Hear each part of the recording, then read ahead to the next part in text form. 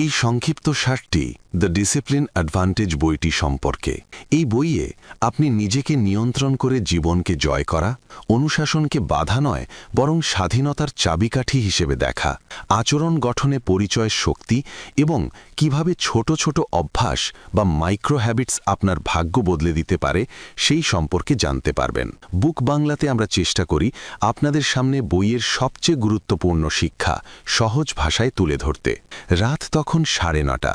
শহরের বাতাসে হালকা হিমেল ভাব মিশেছিল। পুরনো মহল্লার এক ছোট ভাড়া ঘরে বসে পারভেজ তার অগোছালো নোটগুলোর দিকে তাকিয়েছিল। টেবিলের ওপর একখানা আধ খাওয়া সিঙাড়া, পাশে খোলা মোবাইল, ল্যাপটপে পজ করা কোনো হাসির ভিডিও, আর সারা ঘরে ছড়ানো ছিটানো বইপত্র। সবকিছুই এলোমেলো, ঠিক তার জীবনের অবস্থার মতো। প্রতি বছরের মতো এবারও পারভেজ ভাবছিল যে কাল থেকে সে সব ঠিক করে ফেলবে। তার অনেক স্বপ্ন ছিল, একটা ভালো চাকরি, আর্থিক স্বাধীনতা এবং শান্তিতে ভরা একটা জীবন। কিন্তু তার স্বপ্ন আর বাস্তবের মাঝে দাঁড়িয়েছিল এক বিশাল দূরত্ব, অনুশাসনের অভাব। সে মনে করত ডিসিপ্লিন বা অনুশাসন মানে নিজেকে বেঁধে ফেলা, সকালে তাড়াতাড়ি ওঠার চেষ্টা করা কিন্তু প্রতিবার ব্যর্থ হওয়া, রুটিন বানানো কিন্তু তা কখনো না মানা, আর বারবার নিজেকে বলা যে আমি মুক্ত বিহঙ্গ, আমার কোনো বাঁধন পছন্দ না। তার ধারণা ছিল যারা খুব নিয়মের মধ্যে বাঁচে তাদের জীবন নিশ্চয়ই খুব বোরিং, কোনো মজা নেই, কোনো স্বতঃস্ফূর্ততা নেই, কোনো আনন্দ নেই। কিন্তু সে জানত না যে আসল আনন্দ কেবল সেখানেই পাওয়া যায় যেখানে জীবন আপনার নিয়ন্ত্রণে থাকে, আপনি জীবনের নিয়ন্ত্রণে থাকেন না। একদিন তার এই চিন্তাধারাটাই বদলে যেতে বসেছিল। সেই সন্ধে তার ছোটবেলার বন্ধু হাসান তার সাথে দেখা করতে এলো। হাসানের জীবন ছিল সম্পূর্ণ আলাদা, শান্ত, গোছানো এবং সর্বদা ভারসাম্যপূর্ণ। তার চাকরি ভালো, শরীর স্বাস্থ্য ভালো এবং মুখে সবসময় একটা অদ্ভুত প্রশান্তি লেগে থাকত। পারভেজ সবসময় তাকে ঈর্ষা করে বলতো, তুই খুব ভাগ্যবান রে বন্ধু। কিন্তু সেদিন হাসান হেসে বলল, ভাগ্য না ভাই, অভ্যাস। হাসান ঘরটার দিকে তাকালো, তারপর পারভেজের দিকে তাকিয়ে বলল, তোকে একটু ক্লান্ত দেখাচ্ছে, সব ঠিক আছে তো? পারভেজ একটা দীর্ঘশ্বাস ফেলল। জানি না ইয়ার, কিছুই ঠিক হচ্ছে না। আমি সব ঠিক করার চেষ্টা করি কিন্তু বুঝতে পারি না কেন সব কিছু হাত থেকে ফসকে যায়। হাসান জানালার কাছে গেল, বাইরের আলোর দিকে তাকিয়ে সে বলল, কারণ তুই তোর জীবন চালাচ্ছিস না, তোর জীবন তোকে চালাচ্ছে। পারভেজ শব্দ করে হেসে উঠল, কি তুই কি দার্শনিক হয়ে গেছিস নাকি? না, হাসান বলল, আমি শুধু একটা জিনিস বুঝেছি, ডিসিপ্লিন কোনো বাধা নয়, এটা হলো কৌশলগত স্বাধীনতা বা স্ট্র্যাটেজিক ফ্রিডম। পারভেজ অবাক হলো, মানে? হাসান নিচের রাস্তায় চলা মানুষগুলোর দিকে ইশারা করল, দেখ এই রাস্তাটা কত চওড়া, কিন্তু মানুষ জানে কোথায় হাঁটতে হবে, কিভাবে হাঁটতে হবে এবং কোন দিকে যেতে হবে। এই নিয়মগুলো কাউকে বেঁধে রাখে না, বরং তাদের সঠিক পথে যাওয়ার স্বাধীনতা দেয়। যদি ট্রাফিকে কোনো নিয়ম না থাকতো তবে কি হতো? সব ধাক্কা লাগত, মানুষ রেগে যেত, আর কেউ সঠিক গন্তব্য খুঁজে পেত না। পারভেজ চুপ করে রইল। হাসান বলতে থাকল, ডিসিপ্লিনও ঠিক একটা রাস্তার মতো। যদি অভ্যাস, সময় এবং কাজ নিয়ন্ত্রণে থাকে তবে জীবন ধাক্কা খায় না, এটা জট পাকিয়ে যায় না। তুই যা চাস তাই অর্জন করতে পারবি, কারণ তুই নিজেকে চালাচ্ছিস, পরিস্থিতি তোকে চালাচ্ছে না। পারভেজ আস্তে করে জিজ্ঞেস করল, কিন্তু বন্ধু, আমার জন্য এসব এত কঠিন কেন? হাসান বসে পড়ল এবং বলল, কারণ তুই ডিসিপ্লিনকে জেলখানা মনে করিস, অথচ এটা আসলে একটা চাবি, স্বাধীনতার চাবি। স্বাধীনতা, সেটা কিভাবে? পারভেজ অবাক হয়ে জিজ্ঞেস করল, আয় তোকে একটা গল্প বলি। হাসান হাসি মুখেই বলল। হাসান এক মানুষের গল্প শুরু করল। শাহবাজ নামের এক কৃষক।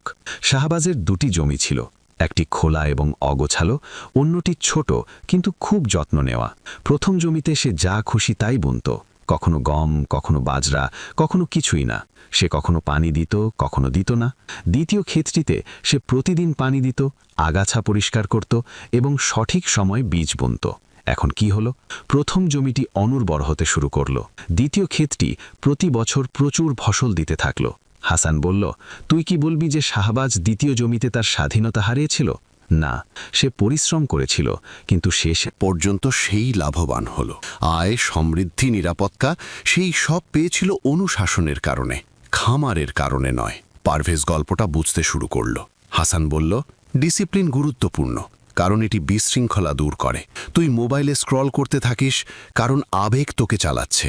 তুই কাজ ফেলে রাখিস, কারণ মন তোকে স্বল্পমেয়াদী আরাম দিচ্ছে, কিন্তু ডিসিপ্লিন বলে এই কাজটা করো যাতে তুমি পরে উপভোগ করতে পারো। ডিসিপ্লিন ভবিষ্যতের স্বাধীনতার জন্য বর্তমানে একটু নিয়ন্ত্রণ নিয়ে আসে। পারভেজ হেসে বলল, কিন্তু সেই নিয়ন্ত্রণ আমার ভেতরে আসে না। আসবে, হাসান বলল, কিন্তু সব একসাথে নয়। ডিসিপ্লিন অভ্যাসের মতো, এটা একটু একটু করে তৈরি হয়। যেমন প্রতিদিন সকালে 5 মিনিট ঘর পরিষ্কার করা বা রাতে ঘুমানোর আগে মোবাইল দূরে রাখা। ছোট পদক্ষেপ, কিন্তু বড় দিক নির্দেশনা। যাওয়ার সময় হাসান বলল, ভাই, তুই ভাবিস যে ডিসিপ্লিনের সাথে স্বাধীনতা কমে যায়, অথচ সত্যটা উল্টো।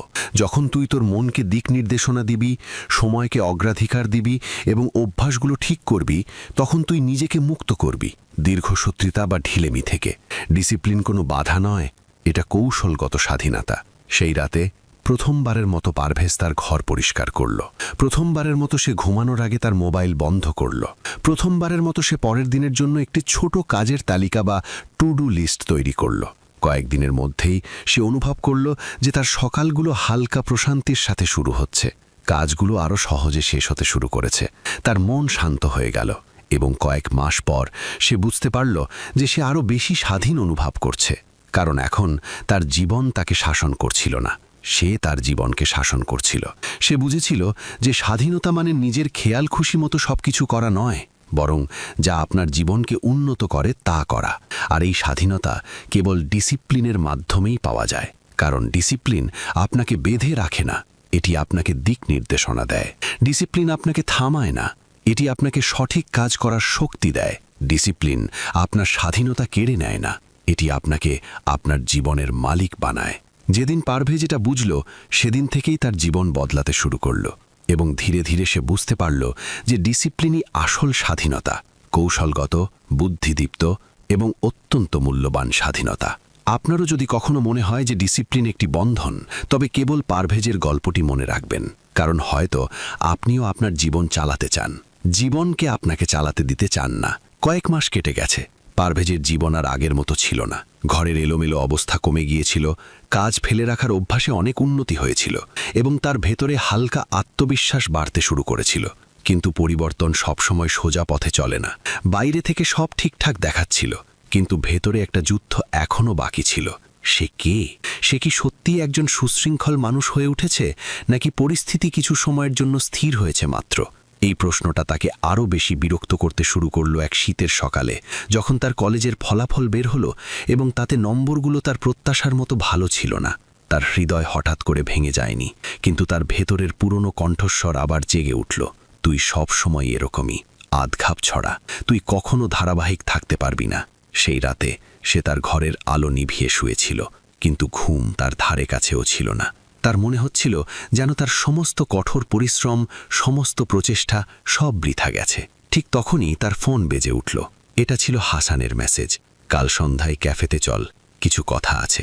পারভেজের মুখে সামান্য স্বস্তি এলো, হয়তো সে আবার দিক নির্দেশনা পাবে। পরদিন দুজনেই তাদের পুরনো আড্ডার জায়গায় বসেছিল, মহল্লার কোণে এক ছোট ক্যাফেতে। দরজায় মৃদু বাতাস বইছিল, চায়ের গন্ধ এবং দূরের রাস্তা থেকে শিশুদের হাসির শব্দ আসছিল। পরিবেশটা ঠিক এমন ছিল যে মনের কথাগুলো আপনা আপনি বেরিয়ে আসে। পারভেজকে দেখে হাসান সঙ্গে সঙ্গে জিজ্ঞাসা করল, কিরে ভাই, মন খারাপ কেন? পারভেজ বোঝানোর চেষ্টা করল, দোস্ত, আমি বদলানোর চেষ্টা করেছি, আমি এমনকি আমার জীবনে ডিসিপ্লিন বা অনুশাসন এনেছি, কিন্তু যখন রেজাল্ট এলো মনে হলো সব কিছুই বেকার, যেন আমি এখনও সেই আগের মানুষই, অসংলগ্ন, দুর্বল প্রকৃতির মানুষ। হাসান তার দিকে গভীর চোখে তাকালো এবং বলল, ভাই, তুই তোর অভ্যাস বদলেছিস, কিন্তু তুই কি তোর আইডেন্টিটি বা পরিচয় বদলাতে পেরেছিস? বদলেছিস? পারভেজ চমকে উঠল। পরিচয় মানে? হাসান একটু সামনে ঝুঁকে বলল, দেখ, আচরণ পরিবর্তন করা সহজ। তুই 2 সপ্তাহ ঘুম থেকে উঠে পড়াশোনা করবি, তুই 3 দিন মোবাইল কম ব্যবহার করবি, তুই 1 মাস জিমে যাবি। এগুলো হলো আচরণ বা বিহেভিয়ার, এগুলো বদলাতে থাকে। কিন্তু পরিচয় হলো সেই জিনিস যা তুই নিজেকে মনে করিস। যদি তোর পরিচয় আগের মতোই থাকে, তবে আচরণ যত ভালোই হোক না কেন তা টিকে থাকে না। পারভেজ হালকা ব্যঙ্গাত্মক মন্তব্য করল, তাহলে কি আমি নিজেকে মহাপুরুষ বলে ডাকবো আর সব ঠিক হয়ে যাবে? হাসান শব্দ করে হেসে উঠল, না, তবে নিজেকে সঠিক উপায়ে দেখতে শুরু কর। তারপর সে নিজের গল্প বলল, তুই জানিস স্কুলে আমি কতটা অগোছালো ছিলাম। শিক্ষকরা আমাকে লাস্ট বেঞ্চের উদাসীন ছেলে বলে ডাকত, আর আমি নিজেও বিশ্বাস করতে শুরু করেছিলাম যে আমি এমনই অলস, উদাসীন। সেই কারণেই আচরণ কখনো বদলাতে পারতাম না। তারপর একদিন আমার বাবা বললেন, তুমি যা সেটা তোমার পরিচয় নয়, তুমি নিজেকে যা ভাবো সেটাই তোমার একমাত্র সীমা বা লিমিট। সেদিন প্রথমবারের মতো আমি নিজেকে বলেছিলাম, আমি একজন সুশৃঙ্খল মানুষ, আমি ধারাবাহিক। প্রথমে এটা মিথ্যে মনে হয়েছিল, কিন্তু প্রতিদিন নিজেকে এটা বলার মাধ্যমে আমি অসংলগ্ন, আমি সবসময় মাঝপথে ছেড়ে দিই। এটা তোর পরিচয়, সেই কারণেই তোর ছাদ নিচু। আচরণ পরিবর্তন করে ছাদ উঁচু হয় না, পরিচয় পরিবর্তন করে ছাদ উঁচু হয়। পারভেজের চোখে হালকা দীপ্তি আসতে শুরু করল। তাহলে আমার কি করা উচিত, সে জিজ্ঞেস করল। হাসান উত্তর দিল, প্রথমত এটা বলা বন্ধ কর যে আমি ধারাবাহিক হওয়ার চেষ্টা করছি। এটা বলা শুরু কর, আমি একজন ধারাবাহিক বা কনসিস্টেন্ট মানুষ।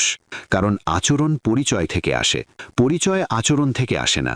যখন তুই তোর পরিচয় বদলাবে, তোর মস্তিষ্ক স্বয়ংক্রিয়ভাবে সেভাবে চিন্তা করবে, নির্বাচন করবে এবং কাজ করবে। সেই সন্ধ্যায় পারভেজ একা বাড়ি ফিরল। ঘরের জানালা দিয়ে বাইরে তাকিয়ে তার মনে হলো যেন তার ভেতরে নতুন বাতাস ভরছে। সে তার ডায়েরি নিয়ে বসল এবং লিখল, আমি একজন সুশৃঙ্খল মানুষ, আমি ধারাবাহিক, আমি যে কাজ শুরু করি তা শেষ করি। লেখার সময় একটা অদ্ভুত অনুভূতি হলো, যেন সে মিথ্যে বলছে, কিন্তু ঠিক সেই মুহূর্তেই তার হাসানের কথা মনে পড়ল। আগে পরিচয় বদলায়, বিশ্বাস পরে আসে। পরবর্তী কয়েক সপ্তাহে একটি মজার পরিবর্তন ঘটল। রাতে পড়ার সময় যখন পারভেজ নিজেকে বলতো, আমি ধারাবাহিক, তখন তার মস্তিষ্ক, থাক বাদ দে, কাল দেখা যাবে, এই অজুহাত কমিয়ে দিত। সকালে ওঠার সময় যখন অলসতা আসত, সে নিজেকে বলতো, আমি একজন সুশৃঙ্খল মানুষ, তাই তাকে ওঠার জন্য অতটা সংগ্রাম করতে হতো না। সে লক্ষ্য করতে শুরু করল যে সে সেই কাজগুলোই করছে যা আগে কঠিন মনে হতো, কিন্তু এখন অদ্ভুতভাবে সেগুলো সহজ হতে শুরু করেছে। কারণ পরিচয় পরিবর্তন সিদ্ধান্ত বদলে দিয়েছে, সিদ্ধান্ত পরিবর্তন কাজ বদলে দিয়েছে, কাজ ফলাফল বদলে দিয়েছে, এবং ফলাফল তার আত্মবিশ্বাস বদলে দিয়েছে। একদিন যখন সে কোচিংয়ে পরীক্ষা দিচ্ছিল, সে অনুভব করল যে তার মনোযোগ আগের চেয়ে বেশি স্থিতিশীল এবং পরিষ্কার। প্রথমবারের মতো সে অনুভব করল যে সে অন্য কারো মতো হওয়ার চেষ্টা করছে না, সে নিজেকে ধাপে ধাপে তার নতুন সংস্করণে গড়ে তুলছে। কয়েক সপ্তাহ পর হাসান তার ঘরে এলো। পারভেজ টেবিলে বসে পড়ছিল। ঘরে এক পরিচ্ছন্ন ও গোছানো ব্যবস্থা ছিল। আগেকার অগোছালো ঘরটা এখন সম্পূর্ণ অন্য রকম দেখাচ্ছিল। হাসান হেসে জিজ্ঞেস করল, কি ভাই, অবস্থা কেমন? পারভেজ হেসে বলল, ইয়ার, তোকে একটা অদ্ভুত কথা বলবো। এখন আমি চেষ্টা করি না, আমি শুধু করি। কারণ এখন আমার মনে হয় না যে আমি একজন অসংলগ্ন মানুষ, আমি নিজেকে অন্যভাবে দেখি। হাসান সেই একই পুরনো লাইনটি পুনরাবৃত্তি করল, তোর পরিচয় ছিল তোর ছাদ বা সিলিং, আর আজ তুই সেই ছাদ তুলে দিয়েছিস। পারভেজ চায়ের কাপ তুলে এবং বলল, আগে আমি আচরণ পরিবর্তন করে পরিচয় বদলানোর চেষ্টা করছিলাম, এখন পরিচয় পরিবর্তন করে আচরণ নিজেই বদলে যাচ্ছে। হাসান মাথা নেড়ে বলল, এটাই আসল খেলা ভাই। মানুষ মনে করে আচরণ পরিবর্তন করলে সাফল্য আসে, কিন্তু সত্য হলো পরিচয় পরিবর্তন করলে আচরণ বদলায়, এবং আচরণ পরিবর্তন করলে সাফল্য আসে। পারভেজ জানালার বাইরে তাকালো এবং বলল, আর পরিচয় কখন বদলায়? হাসান উত্তর দিল, যখন প্রতিদিনের অনুশাসন তোকে নিশ্চিত করে যে তুই কে, যখন তুই এমন কাজ করিস যা তোর নতুন পরিচয়কে সমর্থন করে, এবং যখন তুই বারবার নিজেকে বলিস তুই কি হতে চাস, তখন ধীরে ধীরে তুই ঠিক সেটাই হয়ে যাস। সেদিন পারভেজের গল্পে এক নতুন মোড় এলো, যা তাকে কেবল সুশৃঙ্খলই করল না, বরং তাকে এক নতুন মানুষ বানিয়ে দিল। সে বুঝেছিল যে সে অসংলগ্ন নয়, তাকে কেবল ভুল পরিচয় দেওয়া হয়েছিল। সে দুর্বল ছিল না, কেবল তার ছাদ বা সিলিং নিচু ছিল। সে আধখাপড়া ছিল না, সে কেবল নিজেকে পুরনো লেন্স দিয়ে দেখছিল। এখন সে নিজেকে নতুন লেন্স দিয়ে দেখতে শুরু করেছে, এমন একজন মানুষের মতো যে নিজের সীমা নিজেই ঠিক করতে পারে, যে আরও ভালো হতে পারে, যে ধারাবাহিক থাকতে পারে, যে কষ্টের পরেও তার পথ বদলায় না। এবং ধীরে ধীরে তার সীমা ভাঙতে শুরু করল, ছাদ উঁচু হতে শুরু করল, এবং তার সম্ভাবনা বা পোটেনশিয়াল খুলতে শুরু করল, ধৈর্য, শান্তি এবং শক্তির সাথে। সে বুঝতে পারল যে পৃথিবীর সবচেয়ে বড় শক্তি হলো আপনি নিজেকে কি মনে করেন, কারণ আপনার পরিচয় হলো সেই ভিত্তি যার উপর পুরো জীবনের ভবন দাঁড়িয়ে আছে। এবং আজ পারভেজ এক ভিন্ন মানুষ ছিল, কারণ এখন সে কেবল আচরণ বদলাচ্ছিল না, সে নিজেকে বদলাচ্ছিল। তার গল্প এখনও শেষ হয়নি, কিন্তু একটা কথা পরিষ্কার ছিল, এখন সে তার জীবনে কোনো ছাদ খুঁজছিল না, সে সেটাকে আরও উঁচুতে তোলায় ব্যস্ত ছিল। এবং এই সব শুরু হয়েছিল একটা সহজ বোঝাপড়া দিয়ে। আপনার পরিচয় ছাদ ঠিক করে, ডিসিপ্লিন সেটাকে উঁচু করে। কারণ যখন একজন মানুষ নিজেকে বদলায়, তখন পৃথিবীটাও তার কাছে অন্যরকম লাগতে শুরু করে। কিছু সময় কেটে গেছে। পারভেজের জীবন এখন আর আগের মতো ছিল না। তাড়াহুড়ো কম, বোঝাপড়া বেশি, এবং নিজের ভেতরে এক অদ্ভুত শক্তি। কিন্তু মানুষ যতই বদলাক না কেন, একটা জিনিস বারবার ফিরে এসে তাদের বিরক্ত করে: মোটিভেশনের অভাব। একদিন এমনটাই হলো। ভোর 5:30টায় অ্যালার্ম বাজল। পারভেজ চোখ খুলল, কিন্তু তার শরীর 1 ইঞ্চিও নড়ল না। প্রথম চিন্তাটা এলো, আজ একদম ইচ্ছে করছে না, থাক, কাল উঠব। সে চাদরটা আবার মাথার উপর টেনে নিল, কিন্তু ঠিক পরের মুহূর্তেই তার পরিচয়ের কথাটা মনে পড়ল। আমি একজন সুশৃঙ্খল মানুষ, আমি ধারাবাহিক। তবুও তার ভেতরের অলস অংশটি বলল, কিন্তু মোটিভেশন কোথায়? আমার তো একদমই ইচ্ছে করছে না। সেই দ্বিধাই ছিল যখন দরজায় টোকা পড়ল। সে রাগে উঠে পড়ল। দরজা খুলল। সামনে তার প্রতিবেশী আবু সালে দাঁড়িয়েছিল, হাতে একটা ক্রিকেট ব্যাট। আবু সালে হেসে বলল, চল ভাই, মাঠে যাই, আজ ম্যাচ প্র্যাকটিস আছে। পারভেজ ক্লান্ত গলায় বলল, ইয়ার আমার মুড নেই। আবু সালে দেরি না করে উত্তর দিল, মুড পরে হবে, আগে চল। এ কথা শুনে পারভেজ চমকে উঠল। তার মনে পড়ল, হাসানও অনেকবার এ কথা বলে, অ্যাকশন বা কাজের পরে ইমোশন বা আবেগ আসে।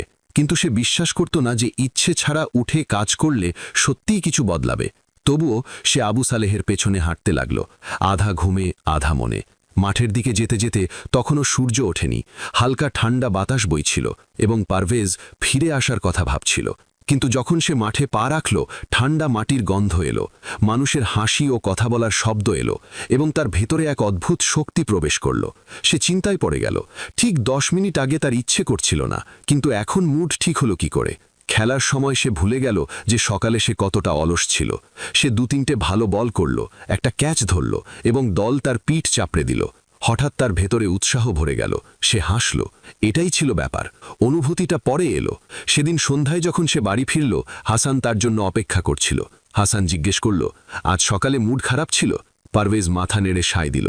কিন্তু মাঠে পৌঁছানোর সাথে সাথেই মুড বদলে গেল। সে বলল, আমার মনে হচ্ছিল আমার ইচ্ছে নেই, কিন্তু কাজ শুরু করার পর ইচ্ছেটা নিজেই তৈরি হলো। হাসান হাসল। এই পয়েন্টটাই তোকে বোঝার দরকার ছিল। ইমোশন বা আবেগ অ্যাকশনের পেছনে হাঁটে, সামনে নয়। মানুষ বসে থাকে আর মোটিভেশনের জন্য অপেক্ষা করে। অথচ সত্যটা হলো, ভালো অনুভূতি কেবল তখনই আসে যখন তুই কোনো ছোট কাজ শুরু করিস। পারভেজ সোফায় বসে জিজ্ঞেস করল, মানে আমার যদি সকালে পড়তে ইচ্ছে না করে, আমি কি শুধু বইটা খুলব? হাসান বলল, হ্যাঁ, কারণ মস্তিষ্ক এমনভাবে কাজ করে যে যখন তুই কাজ করিস, এমনকি সেটা ছোট হলেও, মস্তিষ্ক সেই প্রচেষ্টাকে লক্ষ্য করে এবং একটি পুরস্কার বা রিওয়ার্ড ছাড়ে। গর্ব, সন্তুষ্টি, মোমেন্টাম বা গতি। তখন মন নিজেই বলে, চল আরেকটু করি। একে বলে ইমোশন ফলোজ অ্যাকশন। পরিস্থিতি তৈরি হলো যা এই পয়েন্টটিকে আরও নিশ্চিত করল। পারভেজ রাতে পড়ছিল, কিন্তু সেই দিনগুলোতে তার কোচিংয়ের মক টেস্ট কঠিন হয়ে উঠছিল। একটা চ্যাপ্টার ছিল যার নাম শুনলেই তার মস্তিষ্ক আতঙ্কিত হতো, পারমিউটেশন অ্যান্ড কম্বিনেশন। প্রতিবার সে ওই চ্যাপ্টারটা ফেলে রাখত। সেদিনও একই ঘটনা ঘটল। বই সামনে ছিল, কিন্তু মন বলছিল, খুলিস না, তুই পারবি না। সে উঠে জানালার কাছে গিয়ে দাঁড়ালো, নিজের উপর বিরক্ত হয়ে। কেন মোটিভেশন কখনো আসে না? আমি আসলে এমন কেন? ঠিক সেই মুহূর্তে ডেস্কের ওপর রাখা কাগজের একটা ছোট্ট টুকরোয় তার চোখ পড়ল। হাসান অনেক মাস আগে তাকে এটা দিয়েছিল। কাগজে লেখা ছিল, মোটিভেশন একটি ফলাফল, কোনো প্রয়োজনীয়তা নয়। মানে কাজ করার পর মোটিভেশন জাগে, কাজ করার আগে নয়। সে একটা দীর্ঘশ্বাস নিল, নিজেকে খুব বেশি জোর করল না, শুধু বইটা খুলল। মাত্র 5 মিনিট পড়ার ইচ্ছে। প্রথম 2টি প্রশ্নে অসুবিধে হলো, তৃতীয় প্রশ্ন দেখে সে বিরক্ত হলো, কিন্তু চতুর্থ প্রশ্নে একটু বোঝা গেল। পঞ্চম প্রশ্নটা একটু চেষ্টায় হয়ে গেল, এবং তারপর সে প্রশ্নের ভেতরে ঢুকতে থাকল। সে টেরও পেল না কখন 1 ঘন্টা পার হয়ে গেল। এবং আশ্চর্যের বিষয় হলো, সে পড়াশোনা উপভোগ করতে শুরু করল। বই বন্ধ করে সে নিজেকে বলল, আগে আমি কাজের জন্য মুড খুঁজতাম, আজ আমি জানলাম কাজের মধ্যে থেকেই মুড জন্ম নেয়। কিছু সময় পার হওয়ার পর পারভেজ এক ইন্টারনাল ইন্টার্নশিপের সুযোগ পেল। ইন্টার্নশিপে একটা ছোট্ট প্রজেক্ট ছিল, ছাত্রদের জন্য একটি সার্ভে অ্যানালিসিস তৈরি করা। সে সাথে সাথে হ্যাঁ বলে দিল, কিন্তু যখন সে সেই প্রজেক্টের জন্য 40 পাতার ডেটা শিট দেখল, তার হৃৎস্পন্দন বেড়ে গেল। এটা অনেক কঠিন, আমি এটা করতে পারবো না। পুরনো পারভেজের কণ্ঠস্বর আবার ফিরে এলো। আমার ইচ্ছে করছে না, আমি পরে করব। কিন্তু এখন সে আর সেই পুরনো পারভেজ ছিল না। সে নিজেকে বলল, শুধু একটা পাতা খুলে দেখ, পুরোটা নয়। সে বসল এবং 1 নম্বর পাতার ডেটা দেখল। এটা একটু বিভ্রান্তিকর মনে হলো, কিন্তু অতটা কঠিনও নয়। সে শুধু ওইটুকুই করল এবং ল্যাপটপ বন্ধ করল।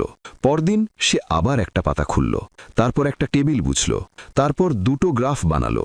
কোনো মোটিভেশন ছাড়াই ছোট ছোট পদক্ষেপ। আর ইমোশন, সেটা পরে এলো, কখনো সন্তুষ্টির আকারে, কখনো গর্বের আকারে। কয়েক সপ্তাহের মধ্যে তার পুরো প্রজেক্ট তৈরি হয়ে গেল। তার মেন্টর এত খুশি হলেন যে তিনি বললেন, তুমি অনেক সিনিয়রদের চেয়েও বেশি ধারাবাহিক এবং নির্ভরযোগ্য। পারভেজ হাসল এবং ভাবল, আমি যদি মোটিভেশনের জন্য অপেক্ষা করতাম তবে হয়তো এই প্রজেক্ট কখনো শেষ হতো না। একদিন হাসান আর পারভেজ একসাথে বসেছিল এবং পারভেজ তাকে সব কথা বলল। সকালের মাঠের অভিজ্ঞতা, পারমিউটেশন অ্যান্ড কম্বিনেশন ভীতি এবং ইন্টার্নশিপ প্রজেক্ট। হাসান খুশি হয়ে বলল, এখন তুই বুঝেছিস তো, অ্যাকশন বা কাজ ইমোশন বা আবেগকে আকার দেয়। মানুষ ভাবে যে প্রথমে মোটিভেশন আসবে, তারপর আমি কাজ করব। কিন্তু সত্য হলো, মোটিভেশন হলো কাজের ফল, বীজ নয়। পারভেজ বলল, মানে আমার যদি ইচ্ছে নাও করে তবুও কাজ শুরু করলে মন নিজেই মোটিভেশন দিতে শুরু করে? হাসান হেসে উত্তর দিল, একদম। যেমন তুই যদি জিমের দরজা পার হস, ওয়ার্কআউট অনিবার্যভাবেই হয়। যদি তুই বই খুলিস, পড়া অনিবার্যভাবেই শুরু হয়। যদি তুই কাজের জায়গায় বসিস, কাজ নিজের গতিতে এগোতে থাকে। মন মোমেন্টাম বা গতি পছন্দ করে। এমনকি একটা ছোট্ট পদক্ষেপও সেটা শুরু করে দেয়। পারভেজ বলল, মানে ভাবনা বন্ধ করে কাজ শুরু করা। ভাবলে ফিলিংস তৈরি হয় না, কাজ করে ফিলিংস তৈরি হয়। এবং এটাই ডিসিপ্লিনের আসল জাদু। তুই আবেগের অনুসারী হয়ে কাজ করা বন্ধ কর, আর কাজের অনুসারী হয়ে দেখ, দেখবি আবেগ এমনিতেই বদলে যাচ্ছে। সেই দিনের পর পারভেজ তার জীবনে একটা সাধারণ নিয়ম প্রয়োগ করল। যদি ইচ্ছে না করে তবে মাত্র 2 মিনিটের কাজ করো। এবং এই ছোট্ট নিয়মটি তার জীবন বদলাতে শুরু করল। যদি ইচ্ছে না করত তবুও সে টেবিলে বসত। যদি ইচ্ছে না করত তবুও সে 5 মিনিটের জন্য হাঁটত। যদি ইচ্ছে না করত তবুও সে একটা প্যারাগ্রাফ পড়ত। যদি ইচ্ছে না করত তবুও সে একটা ছোট্ট কাজ শেষ করত। এবং প্রতিবার কাজ করার পর তার মন গর্বিত হতো, ও দারুণ, আমি এটা করেছি। ধীরে ধীরে তার মস্তিষ্কে কাজের সাথে গর্বের একটি সংযোগ তৈরি হলো। আগে কাজ মানে ছিল চাপ, এখন কাজ হয়ে গেল সন্তুষ্টি। আর কষ্ট উধাও হতে শুরু করল। এবং একদিন সে বুঝতে পারল যে মানুষটা মোটিভেশন ছাড়া কখনো কাজ করতে পারত না। আজ সে মোটিভেশন ছাড়াই প্রতিটি কাজ শুরু করে, কারণ সে জানত যে কাজের পরে মোটিভেশন আসবেই। তার ভেতরে এক নতুন বোঝাপড়া স্থায়ী হয়েছিল। ইমোশন বা আবেগ কাজের পরে আসে, কাজ আবেগের পরে নয়। এবং এই বোঝাপড়া তাকে সামনের দিকে এগিয়ে নিয়ে যাচ্ছিল। পারভেজ এখন কেবল সুশৃঙ্খলই ছিল না, সে মানসিকভাবেও শক্তিশালী হয়ে উঠছিল।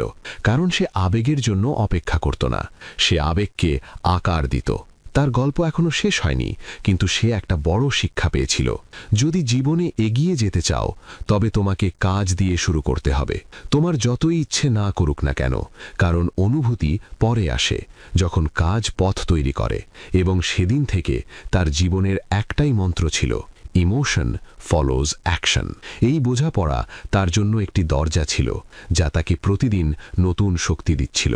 এবং হয়তো এই দরজা আপনার জীবনেও খোলার অপেক্ষায় আছে, শুধু প্রথম পদক্ষেপের অপেক্ষা। পারভেজের জীবন এখন আর ঠিক আগের মতো ছিল না। সেই আগের ছেলেটা যে মুড আসার অপেক্ষায় থাকত, এখন সে জানত যে আবেগ হলো কাজের ফলাফল।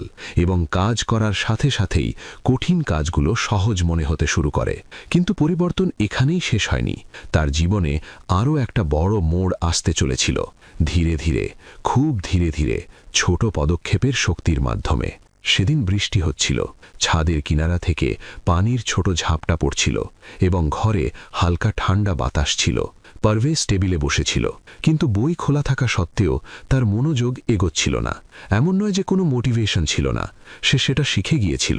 কিন্তু তার ভেতরে অন্য একটা বিভ্রান্তি ছিল। তার মনে হচ্ছিল যে সে এখনও ততটা দ্রুত এগোচ্ছে না যতটা তার এগোনো উচিত। সে ভাবত, আমি আমার পরিচয় বদলেছি, কাজ করতে শিখেছি, তবুও কেন আমি সেই বড় উন্নতি দেখতে পাচ্ছি না? সেই সময় তার ফোন বেজে উঠল। হাসান মেসেজ করেছে, সন্ধ্যায় লাইব্রেরিতে আয়। কিছু জরুরি কথা আছে। পারভেজ জানত যে হাসান কারণ ছাড়া কাউকে ডাকে না। সে তৈরি হলো এবং দুজনেই লাইব্রেরিতে দেখা করল। লাইব্রেরিতে হালকা নিস্তব্ধতা ছিল, বইয়ের গন্ধ, পাতা উল্টানোর শব্দ এবং জানালা দিয়ে আসা আলো। পরিবেশটা ঠিক এমন ছিল যে মন নিজে থেকেই শেখার জন্য প্রস্তুত হয়ে যায়। হাসান পারভেজের মুখে হালকা অস্থিরতা দেখে জিজ্ঞেস করল, কি হয়েছে? মনে হচ্ছে মন কোথাও আটকে আছে। পারভেজ সততার সাথে বলল, দোস্ত, আমি এতদিন ধরে কষ্ট করছি, অভ্যাস তৈরি করছি, ধারাবাহিকতাও দেখা যাচ্ছে, কিন্তু বড় ফলাফল দেখা যাচ্ছে না।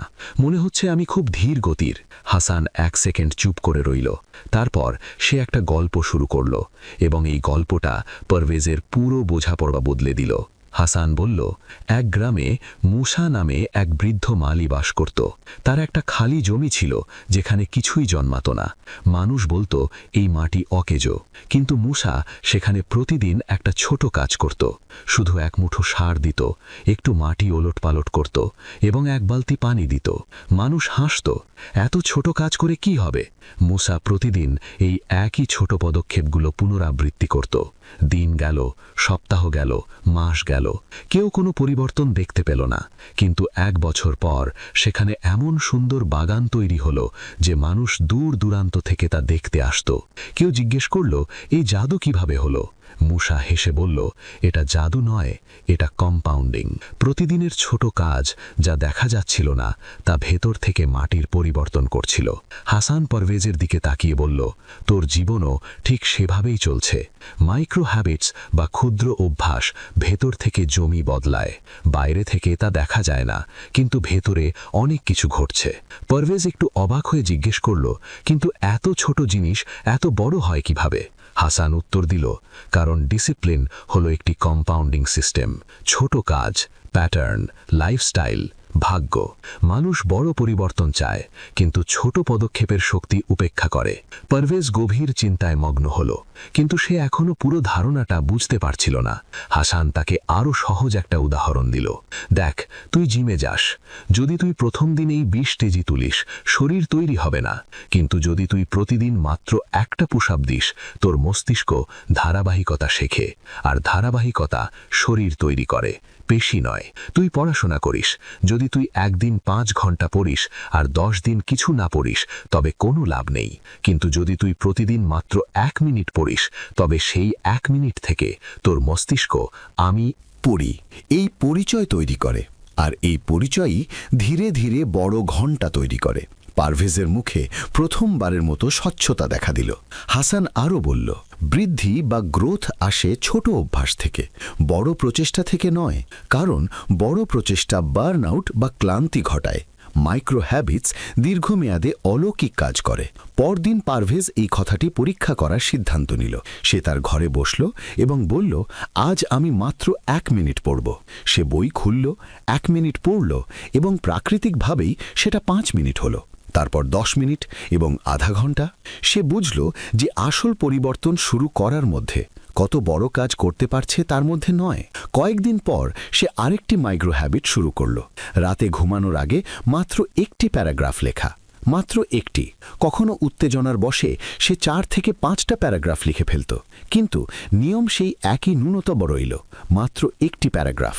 কয়েক সপ্তাহ পর যখন সে ডায়েরি উল্টালো, সে দেখল যে সে 25 পৃষ্ঠা লিখেছে। আগে তার মনে হতো সে লেখক টাইপের মানুষ নয়, এখন তার মনে হলো আমি লেখক টাইপের। এবং এই পরিচয় এসেছিল মাইক্রো হ্যাবিটস থেকে। একদিন হাসান এসে দেখল যে পারভেজ সকালে ব্যায়াম করছে। হাসান জিজ্ঞেস করল, কটা পোশাপ? পারভেজ হেসে বলল, মাত্র 3টে। হাসান হাততালি দিল, এটাই তো, কিন্তু ধারাবাহিকতা নিখুঁত। পারভেজ বলল, আগে আমি ভাবতাম ওয়ার্কআউট মানে 1 ঘন্টা জিমে যাওয়া। এখন আমি বুঝেছি যে ওয়ার্কআউটের আসল অর্থ হল আমার মস্তিষ্ককে মনে করিয়ে দেওয়া যে আমি আমার স্বাস্থ্যের যত্ন নিই। হাসান বলল, এগুলোই মাইক্রো হ্যাবিটস, ছোট সংকেত যা তোর পরিচয় গঠন করে এবং পরিচয় তোর ভাগ্য তৈরি করে। পারভেজ জিজ্ঞেস করল, কোন উপায়? হাসান বলল, এটা খুব সহজ। তোর পরিচয় তোকে পছন্দ বা চয়েস দেয়, পছন্দ তোকে কাজ বা অ্যাকশন দেয়, কাজ তোকে ফলাফল দেয় এবং ফলাফল তোর ভবিষ্যৎ তৈরি করে। যদি তোর পরিচয় সুসংস্কৃত হয় তবে তোর ভবিষ্যৎ সফল হবে, এমনকি এখন যদি তুই কেবল ছোট পদক্ষেপই দেখছিস। পারভেজ হাসল, মানে মাইক্রো হ্যাবিটস ম্যাক্রো ভাগ্য বা ডেস্টিনি তৈরি করে। কয়েক মাস পর একটা বড় সুযোগ এলো। কলেজে জাতীয় পর্যায়ের একটি প্রতিযোগিতা ছিল। পারভেজ একটি প্রজেক্ট বানালো। বিষয় ছিল ছাত্রদের জন্য ছোট আচরণ পরিবর্তন মডেল। সে তার অভিজ্ঞতা, তার মাইক্রো হ্যাবিটস এবং তার গল্পকে ভিত্তি বানালো। প্রতিযোগিতায় বিচারকরা তাকে জিজ্ঞেস করলেন, তোমার মডেল এত কার্যকর কেন? পারভেজ সহজ ভাষায় বলল, কারণ ছোট কাজ বড় পরিবর্তনের ভিত্তি স্থাপন করে। আমরা প্রায়ই ছোট বিজয়গুলোকে উপেক্ষা করি, অথচ আসল আত্মবিশ্বাস সেগুলো থেকেই তৈরি হয়। পুরো হলে পিন পতন নীরবতা ছিল। সবাই তার কথা মনোযোগ দিয়ে শুনছিল। সেদিন সে দ্বিতীয় পুরস্কার পেল, কিন্তু তার কাছে এটা পুরস্কারের চেয়েও বেশি কিছু ছিল। এটা প্রমাণ ছিল যে মাইক্রো হ্যাবিটস সত্যি তার ভাগ্য বদলাচ্ছিল। বাড়ি ফেরার পথে সে হাসানকে ফোন করল, ভাই, আমি এখন বুঝেছি কেন আমার জীবন বদলাচ্ছে। আমি বড় লক্ষ্যের পেছনে ছোটা বন্ধ করে দিয়েছি। এখন আমি কেবল ছোট ধারাবাহিক পদক্ষেপ নিই, আর এই ছোট পদক্ষেপগুলোই ধীরে ধীরে আমাকে এত দূর এগিয়ে নিয়ে আসে যে আমি নিজেই অবাক হয়ে যাই। হাসান ফোনে হেসে বলল, একদম, তুই এখন সেই মালি মুসার মতো হয়ে গেছিস। প্রতিদিন একটু চেষ্টা, একটু পানি, একটু মাটি এবং কিছু সময় পর তোর জীবনেও এমন বাগান ফুটবে যা দেখে মানুষ বলবে, তুমি এটা কিভাবে করলে? আর তুই হেসে বলবি, এটা কম্পাউন্ডিং, মাইক্রো হ্যাবিটের শক্তি। সময় কাটল। পারভেজ ধীরে ধীরে এক ভিন্ন মানুষে পরিণত হতে থাকল। এখন সে বড় কাজ ভয় পেত না, কারণ সে জানত তাকে একদিনে সব করতে হবে না, শুধু প্রতিদিন একটু একটু করে করতে হবে। তার ব্যক্তিত্ব শান্ত হয়ে গেল, তার আত্মবিশ্বাস শিকড় গেড়ে বসল, তার ডিসিপ্লিন বা অনুশাসন সহজ হয়ে গেল এবং তার জীবন এমন এক পথে চলতে শুরু করল যেখানে গন্তব্য দূরে কিন্তু যাত্রা সুন্দর, কারণ সে শেষ পর্যন্ত বুঝতে পেরেছিল বড় গন্তব্য বড় কাজ দিয়ে অর্জিত হয় না, বড় গন্তব্য ছোট ধারাবাহিক পদক্ষেপ দিয়ে অর্জিত হয়। যেমন 1 মিনিট পড়া, এক প্যারাগ্রাফ লেখা, একটা পুশ আপ, একটা ছোট সিদ্ধান্ত। এই ক্ষুদ্র অভ্যাসগুলো বাইরের পৃথিবীকে ধীরে ধীরে বদলায়, কিন্তু সবার আগে এগুলো মানুষের ভেতরের পৃথিবীকে বদলায়। আর যখন ভেতরের পৃথিবী বদলায় যায়, বাইরের পৃথিবী বদলানো কেউ আটকাতে পারে না। পারভেজের ভাগ্য বদলাচ্ছিল মাইক্রো হ্যাবিটের সাহায্যে, প্রতিদিন একটু সহজ, ছোট এবং ধারাবাহিক। এবং এই গল্প এখনো শেষ হয়নি। কারণ ভাগ্য তৈরি করা মাইক্রো হ্যাবিটের যাত্রা কখনো শেষ হয় না। এটা প্রতিদিন আরও গভীর হয়, প্রতিদিন আরও শক্তিশালী হয় এবং প্রতিদিন নতুন পথ খুলতে থাকে। পারভেজ সেই পথেই হাঁটছিল, ধাপে ধাপে, শুধু এইটুকু জেনে যে মাইক্রো হ্যাবিটস ম্যাক্রো ভাগ্য তৈরি করে। পারভেজের জীবন এখন আর ঠিক আগের মতো ছিল না। সেই ছেলেটি যে আগে তার জীবনকে ছেঁড়া সুতোর মতো অনুভব করত, এখন ধীরে ধীরে তার পরিচয়, তার অভ্যাস এবং তার উদ্দেশ্য বুঝতে শুরু করেছিল। কিন্তু আসল পরীক্ষা এখনও বাকি ছিল, কারণ জীবন কেবল শান্ত দিন দিয়ে তৈরি হয় না। আসল শক্তি বোঝা যায় যখন বাইরে ঝড় থাকে এবং ভেতরে শান্তি। এক সন্ধ্যায় পারভেজ বাস স্টপে দাঁড়িয়েছিল। আকাশে কালো মেঘ জমেছিল, বাতাস জোরে বইছিল এবং দূরে বিদ্যুতের ঝলকানি দেখা যাচ্ছিল। বৃষ্টি হতে চলেছিল, কিন্তু আসল ঝড় আবহাওয়ায় ছিল না, তার জীবনে আসতে চলেছিল। সেই রাতেই সে বাড়ি থেকে ফোন পেল। তার বাবা হঠাৎ অসুস্থ হয়ে পড়েছেন এবং তাকে হাসপাতালে নেওয়া হয়েছে। মায়ের গলা কাঁপছিল, পারভেজ, তাড়াতাড়ি আয়। এ কথা শুনে মনে হলো যেন তার পায়ের নিচ থেকে মাটি সরে গেছে। সে দৌড়ালো, ট্যাক্সি নিল, হাসপাতালে পৌঁছালো। সে নিজের ভেতরে এক অদ্ভুত ভয় অনুভব করছিল। গত মাসগুলোতে সে যতটা শান্ত অনুভব করেছিল, সেই রাতে সে ততটাই অগোছালো হয়ে পড়ল। কিন্তু ডাক্তার যখন বললেন, চিন্তা করবেন না, অবস্থা এখন স্থিতিশীল, পারভেজের শ্বাস একটু হালকা হলো, কিন্তু ভেতরের অস্থিরতা তখনও যায়নি। সেই রাতে হাসপাতালের করিডোরে বসে পারভেজ চিন্তায় ডুবেছিল। কি অদ্ভুত, বাইরের পৃথিবী কত দ্রুত বদলে যেতে পারে। গত মাসগুলোতে সে তার অভ্যাস এবং মনকে বেশ নিয়ন্ত্রণে করেছিল, কিন্তু যখন এত বড় ঘটনা ঘটল, তার সমস্ত শান্তি কেঁপে উঠল। সেই সময় ওয়েটিং এরিয়ায় বসে থাকা এক ব্যক্তির ওপর তার চোখ পড়ল। হাসান। সে সেখানে হাসি মুখে দাঁড়িয়েছিল, যেন বলছে, যদি তোর সমর্থনের দরকার হয় আমি এখানে আছি, তাই না? তার কাছে বসে হাসান জিজ্ঞেস করল, ভয় পাচ্ছিস? পারভেজ বলল, হ্যাঁ অনেক। বাইরে সব কিছু এলোমেলো, মনে হচ্ছে আমি সামলাতে পারবো না। হাসান নিচু স্বরে বলল, মনে আছে তুই নিজেই আমাকে বলেছিলি যে মাইক্রো হ্যাবিটস তোর পরিচয় বদলে দিয়েছে? পারভেজ মাথা নেড়ে বলল, হ্যাঁ। হাসান বলল, এখন জীবন তোকে আরেকটি শিক্ষা দিতে যাচ্ছে। যখন ভেতরে শৃঙ্খলা থাকে, বাইরের বিশৃঙ্খলা সামলানো সম্ভব হয়। ডিসিপ্লিন কেবল রুটিন বা সময়সূচি নয়, এটি একটি অভ্যন্তরীণ কাঠামো, এবং যদি অভ্যন্তরীণ কাঠামো শক্তিশালী হয় তবে বাইরের ঝড় তোকে ফেলে দিতে পারবে না। পারভেজ তার কথা শুনল, কিন্তু সেটা বোঝার জন্য তার নিজের অভিজ্ঞতার প্রয়োজন ছিল। পরের কয়েকদিন হাসপাতালে চক্কর চলতে থাকল। ওষুধের গন্ধ, মেশিনের শব্দ, ডাক্তারদের আসা যাওয়া, জীবন হঠাৎ খুব ভারী মনে হতে শুরু করল। কিন্তু পারভেজ লক্ষ্য করল যে তার ভেতরে কিছু একটা ধীরে ধীরে বদলাচ্ছে। আগে সে এমন পরিস্থিতিতে পুরোপুরি ভেঙে পড়ত, আতঙ্কিত হতো, রেগে যেত বা বাজে চিন্তায় আটকে যেত। কিন্তু এবার সে চিন্তিত ছিল, কিন্তু এলোমেলো ছিল না। তার গভীরে একটি কাঠামো তৈরি হয়েছিল, একটি অভ্যন্তরীণ অনুশাসন যা তাকে স্থির রেখেছিল। প্রতিদিন সকালে হাসপাতালে যাওয়ার আগে সে 3 মিনিট ধ্যান করত, 1 মিনিট পড়ত, 2টো পুশ আপ দিত। শুধু ছোট পদক্ষেপ যা তাকে মাটির সাথে সংযুক্ত রাখত। তার মনে পড়ল, মাইক্রো হ্যাবিটস কেবল উৎপাদনশীলতা বা প্রোডাক্টিভিটির জন্য ছিল না, এটা ছিল তার মনকে নিয়ন্ত্রণে রাখার প্রশিক্ষণ। বাইরে জীবন যতই এলোমেলো হতে থাকল, ততই সে বুঝতে থাকল যে আসল শক্তি ভেতরে। একদিন আইসিইউর বাইরে বসে পারভেজ অত্যন্ত ক্লান্ত ছিল। কিছুক্ষণ পর হাসান এলো।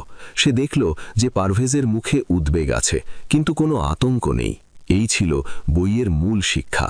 আরও বইয়ের সংক্ষিপ্তসার পেতে চোখ রাখুন বুক বাংলাতে।